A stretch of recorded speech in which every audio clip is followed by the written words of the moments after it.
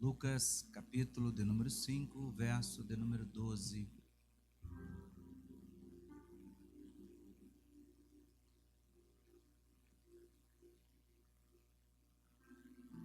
Está rápido. Diz assim a palavra do Senhor: E aconteceu que, quando estava numa daquelas cidades, eis que veio um homem cheio de lepra. Vendo Jesus, prostrou-se sobre o rosto e rogou-lhe, dizendo: Senhor, se quiseres, bem podes limpar-me. E ele, estendendo a mão, tocou-lhe, dizendo: Quero ser limpo. E logo a lepra desapareceu dele. E ordenou-lhe que a ninguém o dissesse, mas vai, disse: Mostra-te ao sacerdote, e oferece pela sua purificação o que Moisés determinou, para que lhe sirva de testemunho. Verso 15, para terminar. A sua fama, porém, se propagava ainda mais, e ajuntava-se muita gente para ouvir e para ser por ele curado das suas enfermidades. Repita comigo: que Deus tem para mim essa semana não ficará somente em mim. Assente-se, por favor. Nós estamos diante de mais um dos casos de milagres. E se você já anotou a Bíblia Sagrada, os evangelhos, Mateus, Marcos e Lucas, você vai se atentar que quase a mesma história que é narrado por um é narrado por outro, de forma um pouco diferente. Todavia, é o mesmo sentido. Pastor, por que disto? Todo encerramento de um dia de cruzada que Jesus fazia na terra, ele se reunia com os discípulos e fazia a ceia com os discípulos. Você vai lembrar dessa ceia principal que ninguém esquece, é a ceia em que Jesus participa com os discípulos, a última ceia, e nessa última ceia, então, com os discípulos, a Bíblia vai dizer que Jesus solta uma palavra dizendo: a minha alma está angustiada até a morte. E ele diz: a quem eu der esse pedaço de pão, ao que há de me trair. Judas pega o pão. Então era comum para Jesus, sempre quando terminava uma cruzada, ele iria ministrar para os seus discípulos. Na verdade, aqui Jesus está nos ensinando: não adianta ganhar o mundo todo lá fora e perder a sua casa para Cristo. Não adianta ganhar o mundo todo lá fora e a tua casa ir para o brejo. Jesus tinha essa preocupação com os discípulos. Por quê? Porque ele sabia que ele precisava alimentar os discípulos. E era nessas ceia que Jesus fazia após a cruzada com os discípulos que havia essas conversas, que aí é relatado no livro de Mateus, Marcos e Lucas, João, porque um olhava para o outro e dizia: olha, eu estava lá na cruzada e eu vi quando perto de mim um discípulo chegou, alguém chegou do meu lado e disse: eu estou curado, eu estou vendo. Aliás, deixa eu lhe dizer, se fosse catalogar todos os milagres que Jesus fez nos teus 3 anos de ministério aqui na terra, nós não conseguiríamos carregar a Bíblia na mão.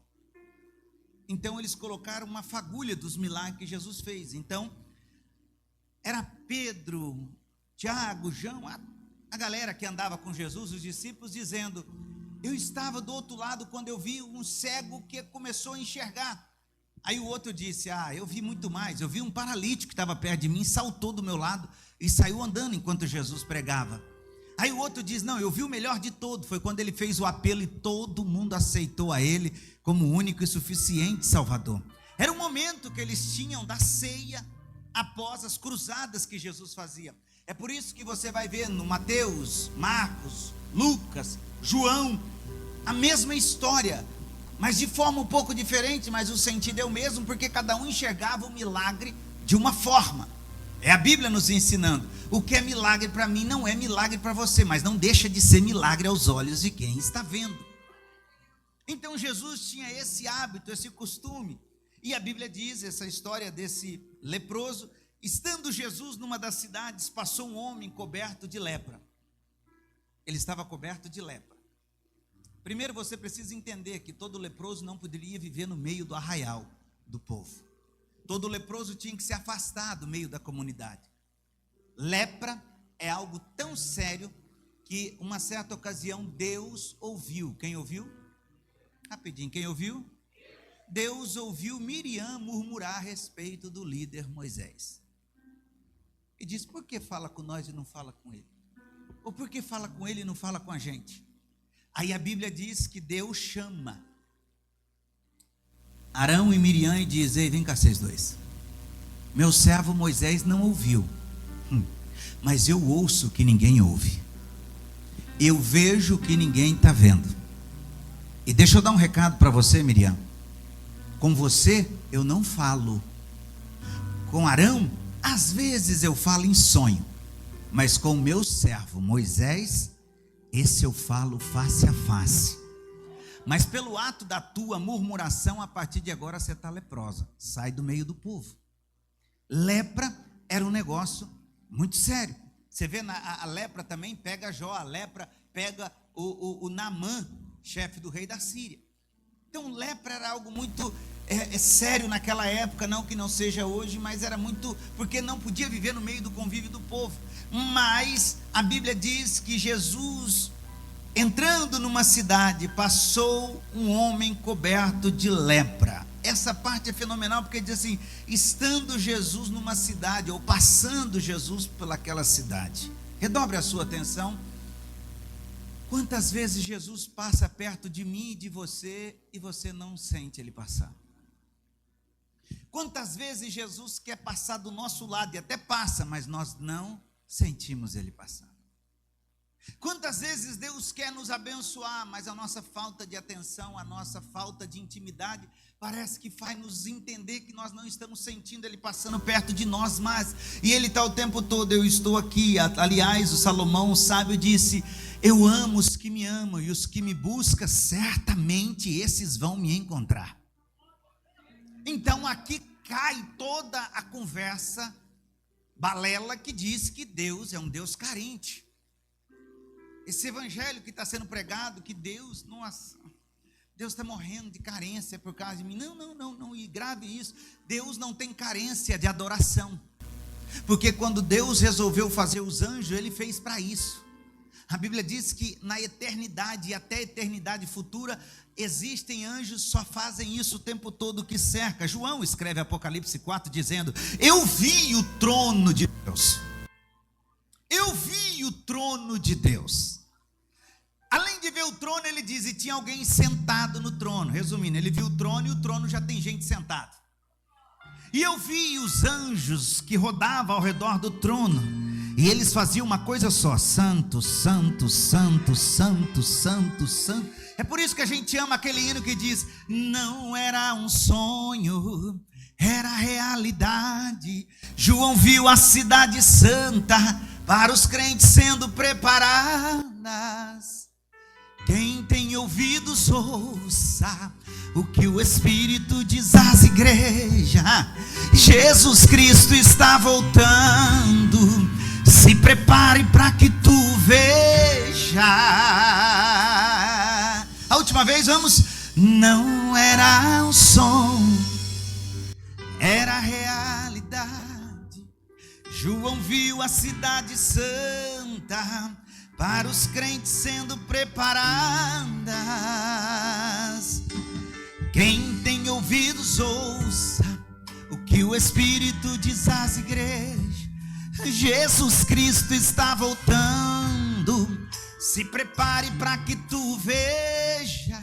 Então entenda, não é falta de Jesus passar, é a falta da percepção de saber que Jesus está passando.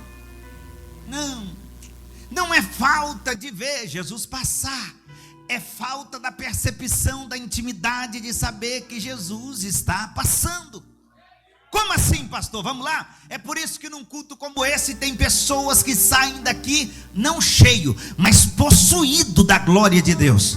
E tem pessoas que saem de um culto como esse murmurando, culto raso. Não, é porque o mesmo Deus está passando o tempo todo, mas para um está atento dizendo, eu senti Deus passar. Tem uns que vai além e diz assim, eu até arrepiei. Você viu aquela hora? Eu me arrepiei todinha, dizer que sinal, eu senti Jesus passar perto de mim.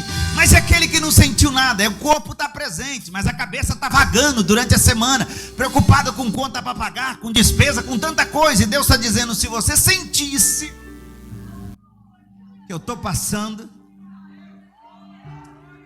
se você sentisse que eu estou passando, se você sentisse que eu estou passando com você, você nunca mais teria esse sentimento de solidão na tua vida. Se você sentisse que eu estou passando, você nunca mais iria se sentir abandonado por ninguém. Se você sentisse que eu estou passando, você ia parar com essa carência de ser humano que tem que viver colado com os outros, porque você ia dizer, a presença de Deus é suficiente na minha vida. Porque como diz a minha mãe, Ele é o único que nos ouve, nos entende e não entrega a gente para ninguém. Vou repetir. Como diz a minha mãe, Ele é o único que nos ouve, nos entende e não entrega a gente para ninguém. Ele estava dizendo, eu estou passando. Aí o leproso, a Bíblia diz, um homem coberto de lepra, quando viu Jesus, prostrou-se com o rosto em terra e rogou-lhe, adorou, dizendo, se quiseres, pode me purificar. Esse relato dessa história é exatamente o Criador e a criatura. O Criador e a criatura. A criatura somos nós, o Criador era Jesus. Ele não chegou em Jesus dizendo, ei, se tu é Cristo mesmo, cura eu. Não. Primeira coisa, eu vou adorar. Se ele vai querer curar, é problema dele. Eu vim para adorar. Se você lembrar, na crucificação tinha 2 ladrões. Quantos tinha? O da esquerda o diabo pegou. Qual que pegou? É vocês que estão falando. Vocês estão falando. Qual que o diabo pegou?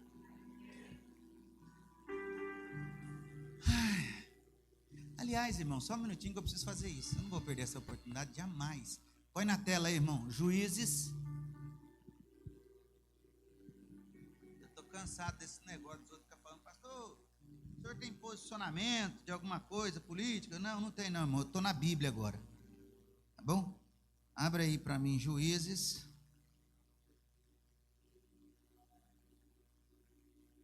Vai ler bem alto comigo. Juízes 10, verso 3.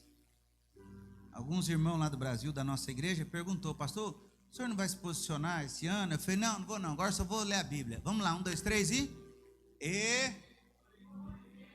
se levantou quem? Gileadita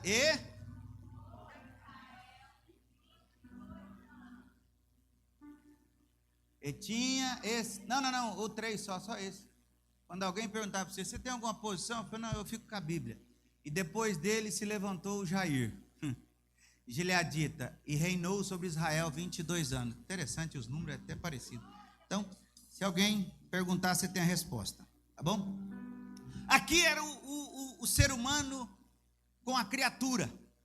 É o Criador com a criatura. Ele disse, eu quero, se o Senhor quiser, o Senhor pode me curar. Sabe o que ele estava dizendo? A Bíblia diz que primeiro ele prostrou-se, adorou ao Senhor. Irmão, em nome de Jesus, guarda isso na tua mente.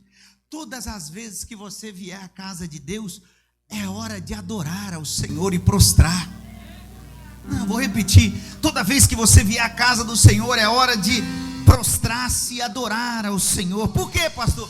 Porque enquanto você adora, Deus trabalha e diz assim, mas se o Senhor quiser, o Senhor pode me curar. Se o Senhor quiser. Mas independente de qualquer forma, eu vim prostrar-me o rosto em chão e adorar ao Senhor. E eu estava dizendo a você, a Bíblia diz que o ladrão da esquerda, ele diz assim, tu não é o Cristo? Se é tu mesmo, tira nós daí e salva a gente também. Aquela palavra daquele ladrão doeu muito mais. do que os açoites que Jesus levou, do que o chicote que Jesus levou. Por quê, pastor? Porque Jesus estava morrendo por causa dele também. Mas toda vez que o diabo pega um, se prepara, Deus pega o outro. Vou repetir isso aqui. Para toda ação satânica essa semana contra a tua vida, haverá uma reação divina da parte de Deus para você também. Vou repetir: para toda ação satânica contra a tua vida, haverá uma reação divina da parte de Deus para a sua vida. Jesus está no meio, ele está do lado direito, ele inclina o pescoço para frente e diz: ô amigo, nós estamos aqui porque a gente deve. Ele que está aqui não deve nada para ninguém, não. Ele olha em cima da cabeça de Jesus e a placa escrito Rei dos Judeus. Ele diz: ô rei, lembra de nós quando entrar no teu reino. Jesus olha para o lado e diz: hoje mesmo estará comigo no paraíso. Se alguém perguntar para você quem está no paraíso, você só responde isso: um ladrão, não tem mais ninguém lá dentro. E a Bíblia diz que ele não questionou a cura, ele só adorou, prostrou e disse: se o Senhor quiser, o Senhor pode me limpar. Você pode fazer essa oração comigo? Feche teus olhos e repita comigo e diga: Deus, diga mais só, diga: Deus, eu vim adorar o Senhor. Se o Senhor quiser, eu sei que o Senhor pode resolver esse problema que tem me angustiado. Mas eu vim adorar ao Senhor. Eu quero adorar o Senhor.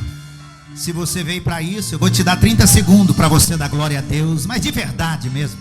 Abrir o coração e dizer: louvado seja o teu nome, glória seja dado a ti.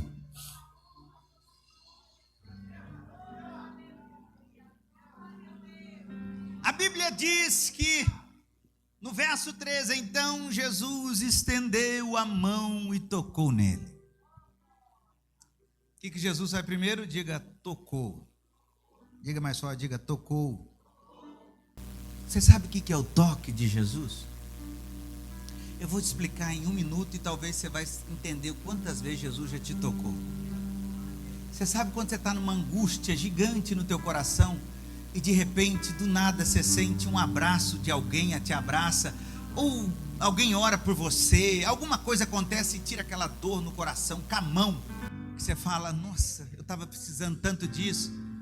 É Jesus que te tocou. Quando você está angustiado dentro do teu carro e você começa, coloca o hino para tocar lá dentro, aquele hino vem como um bálsamo no teu coração. Não idolatra o hino, não. É Jesus usou o hino para te tocar naquele momento. Isso é o toque de Jesus. É quando ninguém te entende, ele olha para você e diz: ei, estou aqui. Quando você entra em ambiente que não tem como levar o pai, a mãe, a esposa, o esposo, ninguém, é só você e Deus lá dentro. E você sente aquela segurança no teu coração, e quando você sai dali é como se Deus estivesse falando: eu falei que eu ia cuidar de você. Eu estava lá dentro. Tinha tudo para dar errado, mas quando eu entrei, eu mudei o cenário da história. Por quê? Porque eu resolvi tocar em você. Você pode fazer isso, se tiver alguém do teu lado, se você tiver essa liberdade, toca no ombro dessa pessoa e diz: Deus te trouxe aqui essa noite só para tocar em você. Só para tocar em você. Descansa teu coração. Por quê, pastor? O toque dele traz blindagem espiritual para a tua vida. O toque dele traz renovo do céu para a tua alma. O toque dele traz calma para o seu coração. Tocou-me, Jesus tocou-me, de paz ele encheu meu coração.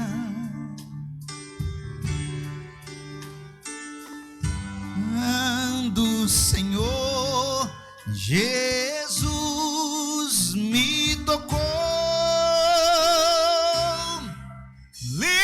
livrou-me da escuridão. E a Bíblia diz: tocando Jesus, Jesus respondeu: eu quero. O verso 12 ele disse: se o Senhor quiser, eu vim para adorar. Mas se o Senhor quiser, o Senhor pode me limpar também. Sabe o que aquele leproso estava dizendo? Eu não estou fazendo tanta questão do milagre, eu só quero estar onde o Senhor está, porque por eu estar com lepra, eu não posso andar no meio do povo, onde o Senhor está andando, eles vão me jogar para fora. Mas eu vim para adorar, mas se o Senhor quiser, o Senhor pode me limpar. Olha a certeza no Deus em que serve. Ele não diz: o Senhor talvez tenha poder para me curar. Não. O Senhor talvez pode pelo menos disfarçar minha lepra. Não. Se o Senhor quiser, eu não tenho dúvida nenhuma que o Senhor pode me curar. Mas é se o Senhor quiser. Jesus olha para ele e diz assim: eu quero. Não, eu quero. Eu estou afim de fazer milagre. Não, eu quero. Oh Jesus, eu quero. Eu estou afim de fazer milagre.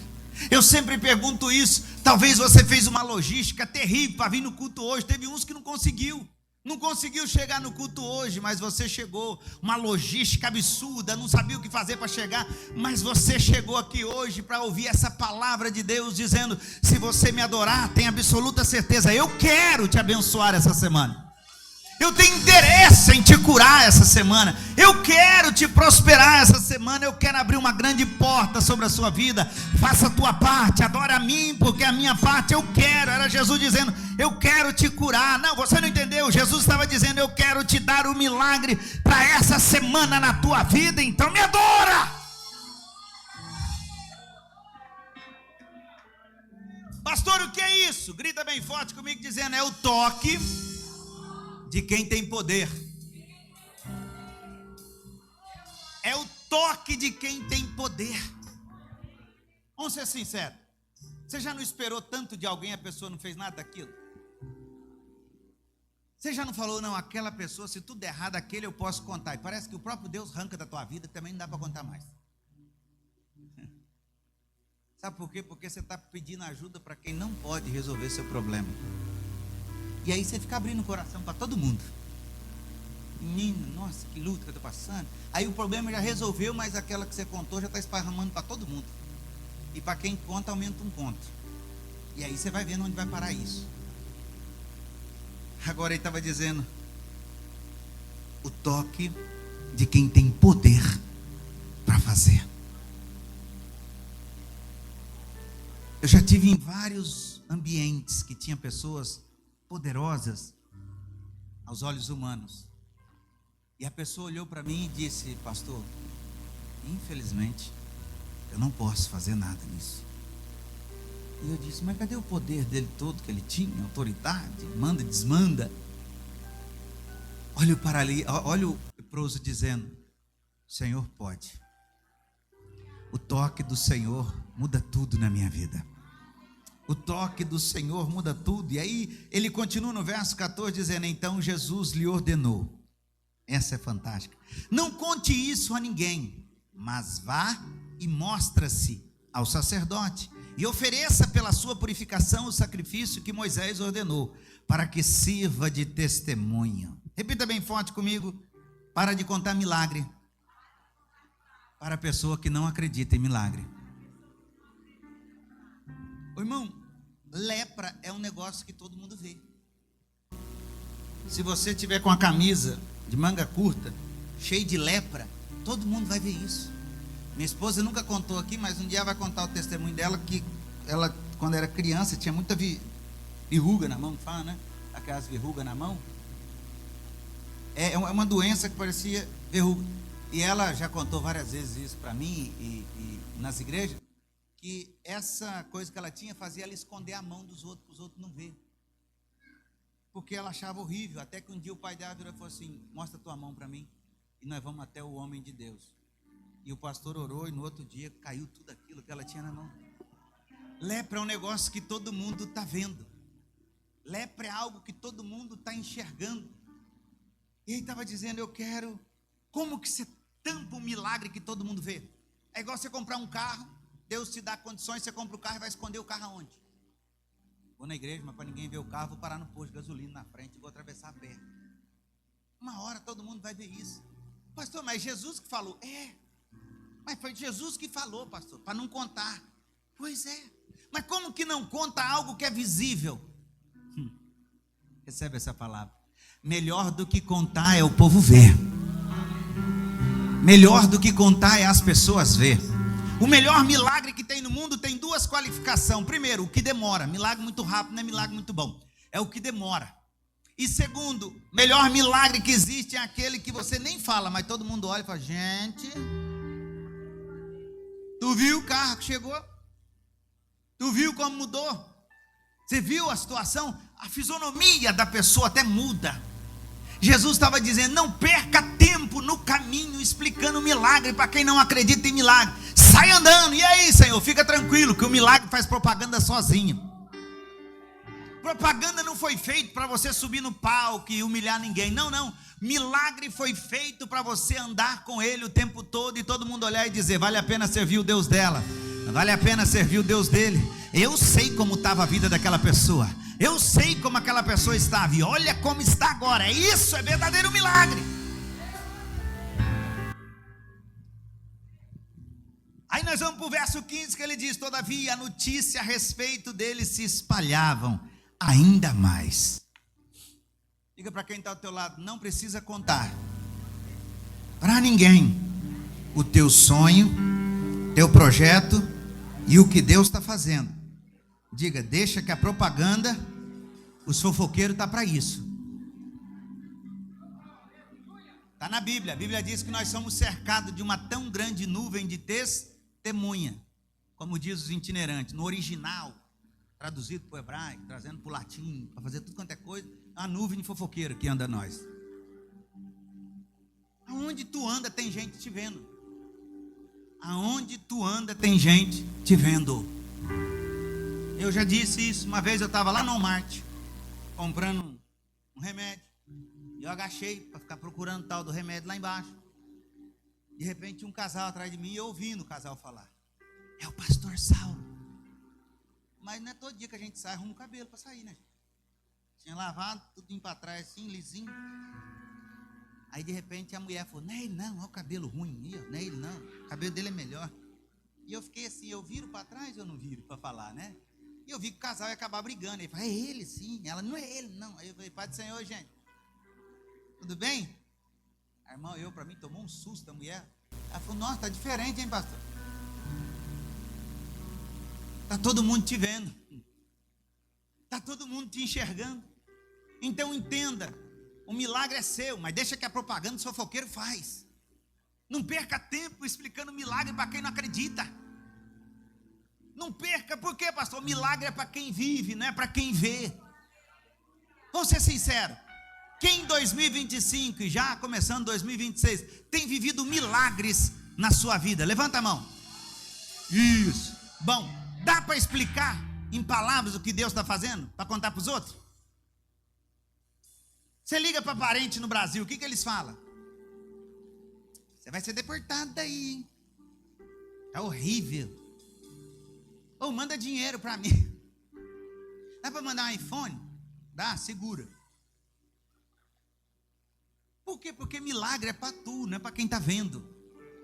Aliás, se você tem muitos amigos, quando receber milagres, fica quietinho. Corre o risco de você perder os amigos que você tem. Porque todo mundo adora ouvir a desgraça tua para falar: conta comigo, amiga. Mas quando começar a ver milagre na tua vida, vai falar: roubou de quem? Tá vendo? Não lembra nem dos pobres mais. Então milagre é para quem vive, não é para quem vê. Aí o verso de número 15 diz assim: todavia a notícia a respeito dele espalhava ainda mais, de forma que as multidões vinham para ouvir e para serem curados através da sua doença. Diga bem forte: Deus só tem interesse em me dar o milagre se o nome dele for glorificado. Deus só tem interesse em me abençoar e abençoar você se o nome dele for glorificado. Jesus disse, olha que paradoxo, Jesus disse: não conta nada para ninguém, fica quietinho. Ah, mas está todo mundo sabendo. Ele falou: deixa o povo saber. E aí, quando o povo chegar perto de você, você tem autoridade a partir de hoje para estender a mão e falar: eu fui curado de lepra, você também será. Aliás, Jesus disse assim: se você crê em mim, não vai fazer as obras que eu fiz, fará obras maiores da que eu fiz. Ele estava dizendo: o milagre que eu te dei não para em você, o milagre que eu vou te entregar vai ter que alcançar vidas. Como assim, pastor? É por isso que você está passando uma situação financeira talvez tão difícil na tua vida. É Deus dizendo: eu estou te preparando, porque na hora que eu entregar o milagre, vai chegar gente perto de você para dizer assim: eu estou passando a dificuldade financeira. Não é para você dar dinheiro para ninguém, não, é para você estender a mão e dizer: deixa eu orar por você, porque eu descobri o segredo da prosperidade. Ele me tocou, ele me alcançou, eu tenho propriedade para profetizar a prosperidade sobre a sua vida. E a Bíblia diz: mas Jesus retirava-se para lugares solitários e orava. Repita comigo: oração. Diga mais forte: oração é a maior arma que temos na terra. Não existe poder bélico, não existe poder nuclear, não existe poder nenhum mais forte que a oração. Nós, como cristãos, estamos perdendo a essência do evangelho. Estamos terceirizando aquilo que só nós podemos fazer. Eu não sou contrário a quem pede oração. Eu sou contrário a quem vive pedindo oração e não ora. Por quê? Porque a oração é o desabafo da alma. A oração é o momento que você tem a intimidade da criatura com o Criador. Você pedir oração, está tudo certo, vamos intercessão. A Bíblia fala sobre isso, intercessão. Mas você tem que ter intimidade com Deus. É como quando você começou a namorar, e aí vinha alguém e falava: fulano está afim de tu. Você já liga o radar, fala: vamos lá, né? Vamos ficar de olho. Passa uns dias, o outro vem e fala: o fulano está afim de tu. Eu já estou sabendo disso daí. Enquanto não chegar de fato para conversar, você vai ficar na balela de um do outro, falando que está afim do outro. Jesus está dizendo: está assim de gente intercedendo por ti, para mim. Tua mãe ora para mim todo dia, o pastor está orando, está todo mundo orando, só tu que não fala comigo. Está todo mundo orando, só você que não vem falar comigo. Pastor, e qual é o poder da oração? Você coloca de pé e vamos terminar.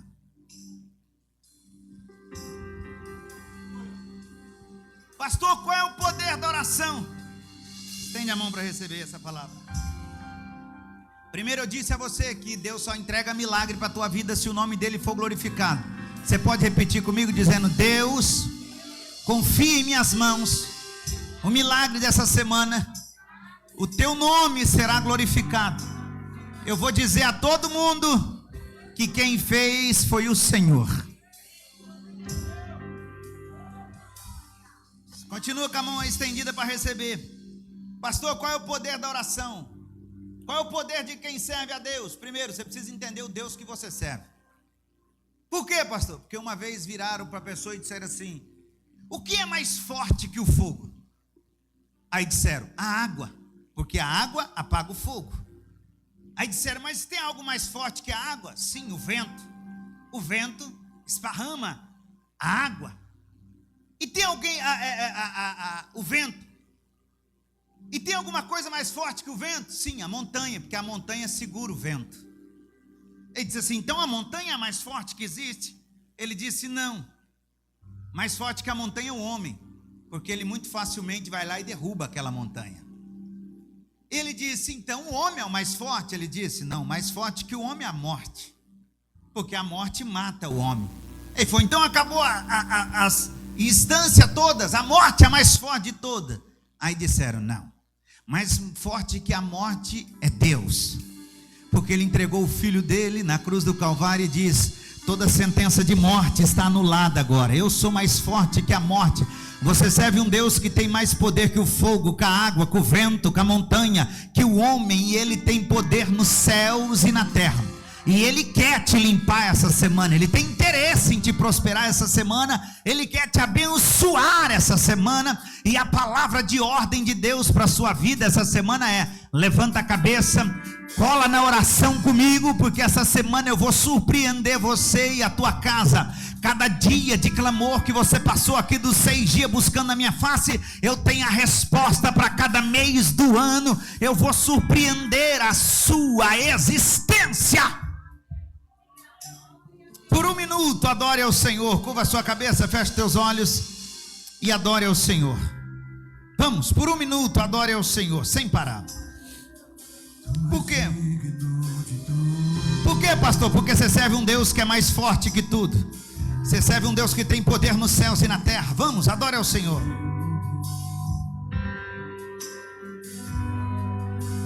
Tudo vem de ti. Oh, aleluia. Tudo é para ti. Tua é a glória. Vamos. Tu és digno de tudo. Levanta as suas mãos para o céu e adora ao Senhor. Tu és digno de tudo. Jesus está dizendo: eu quero te limpar essa semana. Tudo vem de ti. Tudo é para ti. Tua é a glória. A Ele a glória.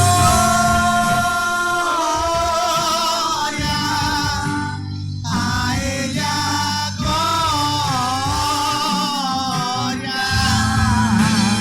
A Ele a glória para sempre. Amém. As vozes e o piano somente. Vamos bem forte. A Ele a glória. A Ele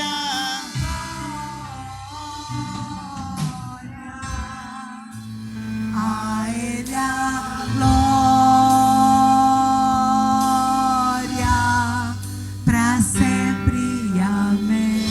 Quem essa semana precisa de um milagre de Deus urgente, diga: pastor, eu necessito do toque de Deus para a minha vida essa semana. Sai do seu lugar, vem à frente rápido, eu vou orar por você, já vou dar a bênção apostólica aqui na frente. Diga: pastor, eu necessito do toque de Deus urgente na minha vida essa semana, seja área financeira, material, saúde, seja lá qual for a tua área. Tu és digno de tudo,